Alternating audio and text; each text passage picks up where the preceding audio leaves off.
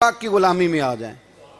وہ کہتے تھے دنیا، اعلیٰ حضرت نے کتاب لکھی ہے الامن والعلا، اس میں آپ فرماتے ہیں جو حضور کی پناہ میں آ جاتا ہے نا وہ بچ جاتا ہے۔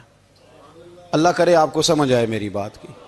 جو حضور کی پناہ میں آ جاتا ہے وہ، جو دنیا دار رہتا ہے، مالدار رہتا ہے، حضور کی پناہ میں نہیں آتا وہ بے سکون رہتا ہے۔ فرماتے ہیں یہاں دنیا میں بھی حضور کی پناہ میں آ جاؤ، آج لے ان کی پناہ۔ اور آج دلیل آپ نے ابن ماجہ کی حدیث لکھی ہے، حضرت تمیم داری حدیث کے راوی ہیں، اعلیٰ حضرت نے لکھی ہے، فرماتے ہیں جو حضور کی پناہ میں آیا بچ گیا۔ دلیل دیتے ہیں، فرمایا انسان تو انسان، جانور بھی آتے تھے تو بچ جاتے تھے۔ حضرت تمیم داری رضی اللہ تعالیٰ عنہ فرماتے ہیں کہ ہم کھڑے تھے، ایک اونٹ دوڑتا ہوا آیا، نبی کریم صلی اللہ علیہ وسلم کے پہلے اس نے قدموں پہ سجدے کیے۔ صحابہ کہنے لگے حضور ہمیں بھی اجازت دیں، فرمایا وہ تو بے زبان ہے، اسے تو پتہ کوئی نہیں، پیش نظر ہے وہ نو بہار، سجدے کو دل ہے بے قرار، روکیے سر کو روکیے یہی تو امتحان ہے۔ فرمایا اسے کیا پتا، تم تو مکلف ہو شریعت کے، تمہیں اجازت نہیں ہے۔ اور اعلیٰ حضرت نے دو ٹوک لکھا ہے، فرمایا سوائے خدا کے کسی کو تعظیمی سجدہ بھی حرام ہے۔ یہ نوٹ کر لیں میری بات۔ اور اعلیٰ حضرت نے فتاوی رضویہ میں لکھا ہے کسی قبر پہ جاؤ تو 4 ہاتھ دور کھڑے رہو۔ اللہ کرے آپ کو سمجھ آئے، کتنے ہاتھ؟ 4 ہاتھ دور کھڑے رہو، سورۃ فاتحہ پڑھو، درود شریف پڑھو، جس قبر پہ گئے ہو ان کی روح کو اصال ثواب کرو، ان کے وسیلے سے دعا مانگو۔ اعلیٰ حضرت فرماتے ہیں قبر کو سجدہ بالاتفاق حرام ہے، طواف قبر کا کرنا بالاتفاق حرام ہے، بوسہ لینے میں اختلاف ہے کہ جائز ہے کہ ناجائز ہے، لیکن بوسے سے بھی چونکہ شک پڑتا ہے تو فرماتے ہیں احمد رضا کی رائے یہ ہے کہ بوسہ لینے سے بھی بچا جائے۔ وہ آ گیا تو اس سے اگلی باتیں کرتا ہے، بس خاموش رہ، باادب رہ اور پیچھے رہ۔ تو حضرت تمیم داری کہتے ہیں یہ حدیث اعلیٰ حضرت نے لکھی ہے الامن والعلا میں، فرماتے ہیں کہ اونٹ نے پہلے سجدہ کیا، قدم چومے، پھر اس نے حضور کے کان میں کوئی بات کہی، روزے دے دوالے نے غلامہ دیاں ٹولیاں، ایک پہ سن دے کروڑاں دیاں بولیاں، یعنی اونٹ نے بات کی تو حضور نے وہ بھی سن لی۔ اعلیٰ حضرت کہتے ہیں جو پناہ میں آتا ہے بچ جاتا ہے۔ کہتے ہیں رسول کریم نے نا اونٹ کی پشت پہ ہاتھ پھیرا اور اللہ کے محبوب فرمانے لگے فکر نہ کر، اب تو آ گیا ہے نا تو جیسے تو کہے گا ویسے ہی ہو جائے گا، جیسے تو کہے گا ویسے ہی۔ ابن ماجہ میں موجود ہے، پر میں چونکہ فاضل بریلوی رحمۃ اللہ علیہ کی کتاب سے پیش کر رہا ہوں الامن والعلا سے، تو میں اسی انداز میں پیش کر رہا ہوں جس انداز میں وہاں ہے۔ حضرت تمیم داری کہتے ہیں کہ ہماری سمجھ میں بات کوئی نہ آئی، تھوڑی دیر گزری تو کچھ لوگوں نے ہاتھوں میں رسیاں پکڑی ہیں، خنجر پکڑے ہیں، دوڑے آئے، یا رسول اللہ یہ ہمارا اونٹ ہے۔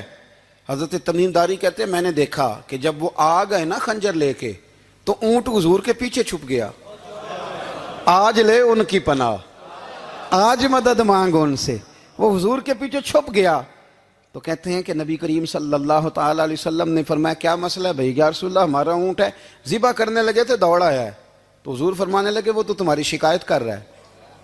وہ کہتا ہے یا رسول اللہ میں نے برسوں ان کی نوکری کی، برسوں میں نے بڑی نوکری کی۔ صحیح کہتا ہے یا رسول اللہ؟ ٹھیک کہتا ہے حضور، اب بوڑھا ہو گیا ہوں، تھوڑا زیادہ بوجھ نہیں اٹھا سکتا تو مجھے ذبح کر کے کھانا چاہتے ہیں، میں مرنا نہیں چاہتا۔ نبی کریم فرمانے لگے اچھے لوگ یہ صلہ دیتے ہیں؟ انہوں نے عرض کی حضور آپ حکم کر دیں، ہم اس کو چھوڑ دیتے ہیں یا رسول اللہ، نہیں ذبح کریں گے، خدمت کریں گے۔ حضور فرمانے لگے نہیں، اب میرے پاس آیا ہے نا، اب میں نے واپس نہیں کرنا، آج ہو گیا ہے، آج لے ان کی پناہ، آج مدد مانگ ان سے، آج ہو گیا یا رسول اللہ پھر رکھ لیں۔ حضور نے فرمایا نہیں بھائی پیسے بتاؤ کتنے؟ یا رسول اللہ نہیں کچھ نہیں۔ نبی کریم علیہ السلام نے فرمایا نہیں بتاؤ کتنے، بتاؤ کتنے؟ انہوں نے کہا حضور ایک دفعہ ریٹ لگایا تھا تو 100 دینار لگا تھا، حضور نے فرمایا بلال دے دو 100 دینار، 100 دینار دے دیا۔ اعلیٰ حضرت فرماتے ہیں دیکھو ان کی پناہ میں آنے کی برکتیں کتنی ہیں۔ ان سے کہا تم جاؤ، وہ چلے گئے، حضور نے پشت پہ ہاتھ پھیرا، فرمایا جا تو آزاد ہے۔ حضرت تمیم داری کہتے ہیں وہ پہلے گیا پھر پلٹ کے آیا، اس نے نبی پاک کے کان میں کو بات کی، کئی باتیں کی، پر میں ایک بات کرتا ہوں، کئی باتیں کی، ایک بات کی تو حضور رو پڑے۔ اونٹ چلا گیا، ہم نے عرض کی حضور یہ کیا کہہ گیا ہے؟ تو محبوب فرمانے لگے یہ کہہ گیا یا رسول اللہ جس طرح آپ نے مجھے چھری سے بچایا ہے میں دعا کرتا ہوں اللہ آپ کی امت کو جہنم سے محفوظ فرمائے، اللہ جہنم سے بچائے آپ کی امت کو، اس طرح مجھے چھری سے آپ نے محفوظ کیا۔ اعلیٰ حضرت فرماتے ہیں کن چکروں میں پڑے ہوئے ہو، کن چکروں میں؟ پیسوں کی پناہ لیتے ہو، عہدوں کے پیچھے چھپتے ہو، دولت کے پیچھے چھپتے ہو، تعلقات کے پیچھے چھپتے ہو۔ فرمایا مصیبت آئے گی تو یہ سارے ہٹ جائیں گے، اگر پناہ لینی ہے تو مدینے والے محبوب کی پناہ لو، دروازہ رسول پہ آؤ، نبی کریم کی بارگاہ میں جھکو، حضور سے پیار کرو۔ اعلیٰ حضرت فرماتے ہیں محبوب کا ادب کرو، رسول اللہ کی غلامی کرو۔ فرماتے ہیں پھر کے گلی گلی تباہ، ٹھوکریں سب کی کھائیں کیوں، دل کو جو عقل دے خدا تو تیری گلی سے جائے کیوں۔ اور فرمانے لگے جان ہے عشق مصطفیٰ روز فزوں کرے خدا، جس کو ہو درد کا مزہ وہ ناز دوا اٹھائے کیوں، جس کو ہو درد کا مزہ وہ ناز دوا اٹھائے کیوں۔ انہوں نے محبوب کریم کی محبت کا پیغام دیا، صحابہ کی محبت کا، بولیے، صحابہ کی محبت کا پوری کتاب لکھی حضرت صدیق اکبر جناب عمر کے فضائل پر۔ اور مزے کی بات یہ ہے کہ اعلیٰ حضرت نے نا اردو شاعروں میں سے کسی کو توفیق نہیں ہوئی حضور کو شہنشاہ کہنے کی، اعلیٰ حضرت نے کہا میرے نبی شہنشاہ ہیں۔ دلیل کیا دی؟ فرمانے لگے پڑھو ترمذی، حضور نے فرمایا میرے دو وزیر زمینوں میں ہیں، دو آسمانوں میں۔ زمین کے دو وزیروں کے نام ابو بکر اور عمر ہیں، آسمان کے دو وزیر ہیں جبریل اور میکائیل۔ تو اعلیٰ حضرت کہنے لگے حضور وزیر تو کسی شہنشاہ کے ہی ہوتے ہیں، پھر کہہ لو نا شہنشاہ۔ تو پھر فرمانے لگے حاجیو آؤ شہنشاہ کا روضہ دیکھو، حاجیو آؤ شہنشاہ کا روضہ دیکھو، کعبہ تو دیکھ چکے اب کعبے کا بھی کعبہ دیکھو، کعبہ تو دیکھ چکے اب کعبے کا بھی، غور سے سن تو رضا کعبے سے بھی آتی ہے صدا، میری آنکھوں سے میرے پیارے کا روضہ دیکھو۔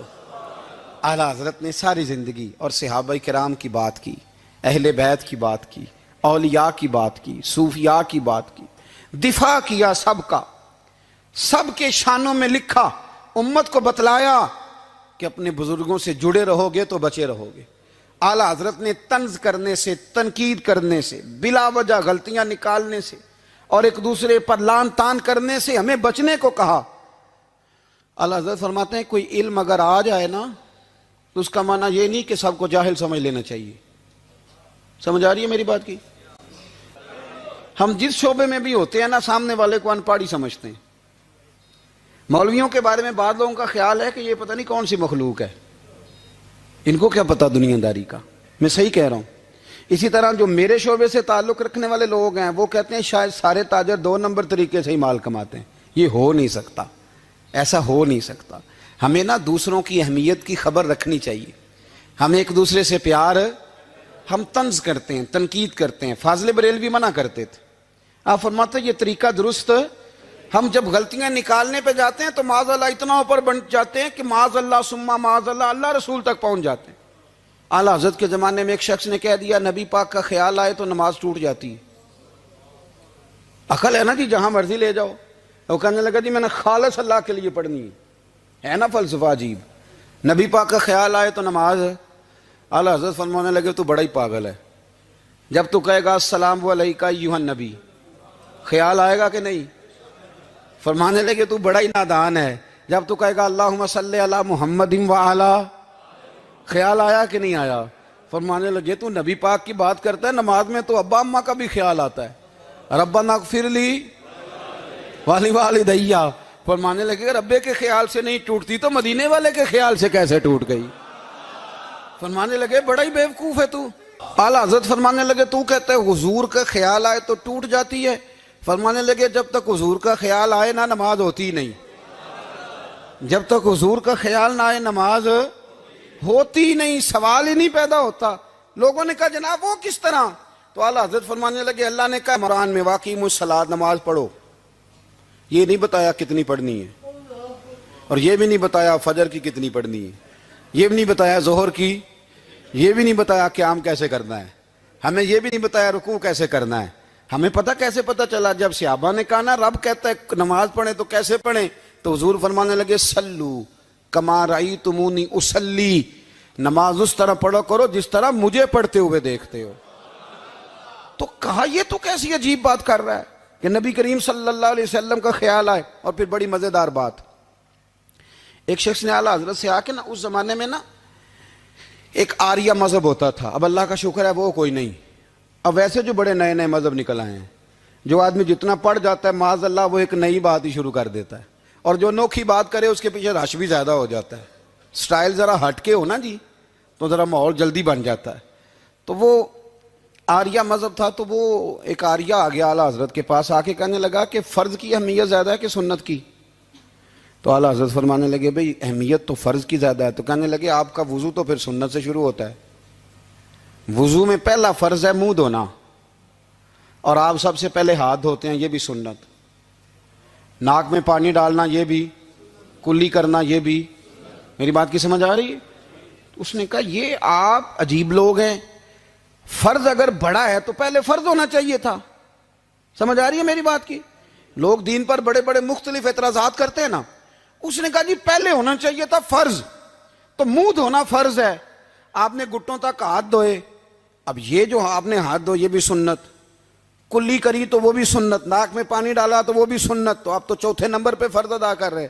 تو اعلیٰ حضرت فرمانے لگے تم اصل میں محبوب کا غلام نہیں نا، ہاں تجھے کیا پتا ہو یہ بات کیا ہے، تو بیٹھ جا ہم سے سن، ہم تجھے بتاتے ہیں۔ اس نے کہا جی کیا مطلب؟ فرمانے لگے یہ محبوب جو ہے نا ہمارے، یہ ہمیں بڑی جگہوں سے بچاتے ہیں، یہ بچا بچا کے فرائض تک لے جاتے ہیں۔ کیا کیا مطلب؟ کہنے لگے حضور نے ہمیں کہا ہے پہلے نا ہاتھ دھو لو، پتہ چل جائے پانی زیادہ گرم تو نہیں، منہ جالی نہ جائے، پہلے نا دیکھ لو۔ فرمایا پھر ناک میں ڈال کے پتہ کرا لو کہ اس میں سے بدبو تو نہیں آتی، سنت بھی ادا ہو گئی، پتہ بھی چل گیا بو تو نہیں آ رہی، اور فرمایا پھر منہ میں ڈال کے چکھ لو کہ بد ذائقہ تو نہیں۔ اب یہ 3 سنتیں ادا کر کے تم فرض ادا کرو گے تو اللہ بھی راضی ہوگا، اللہ کے رسول بھی راضی ہوں گے۔ ایک میں ہی نہیں ان پہ